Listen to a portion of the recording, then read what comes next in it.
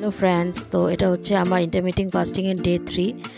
সকাল সকাল আমি ফ্রেশ হওয়ার পর আমি ব্রেকফাস্ট করছি। গ্রিন টি নিয়ে নিয়েছি, তারপর বিটরুটের চিলা, দুটো ডিম, আর তার সাথে শেজওয়ান সস নিয়ে নিয়েছি। এটা হচ্ছে আমার ব্রেকফাস্ট। তারপরে 12টার সময় আমি এক বোতল জল ফিল আপ করে আমি ওটা সারাদিনই খাই। তারপরে 2টার সময় আমার লাঞ্চের মধ্যে দেখো আমি ভাত নিয়ে নিয়েছি অল্প পরিমাণ করে। তো তারপরে আমি মাছ নিয়ে নিয়েছি, তারপরে ডাল, সবজি, মাছের তরকারি, এগুলো সব নিয়ে নিয়েছি। তো এখন আমি টিভি দেখে দেখে লাঞ্চটা করব। আর আমি এরকমভাবে লাঞ্চ করি কারণ আমি আগে বহুত স্ট্রিক্ট ডায়েট করতাম, এখন আর ওটা করি না।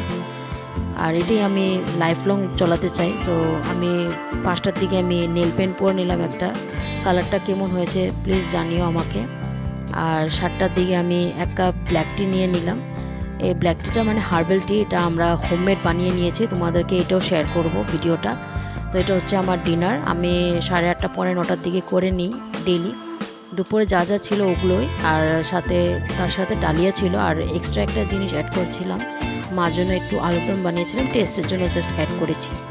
তো গাইস, তোমাদের যদি আমার ভিডিওটা ভালো লাগে please like, share, subscribe and comment করে দিও। তো এটা হচ্ছে আমার লাস্টলি গ্রিন টি।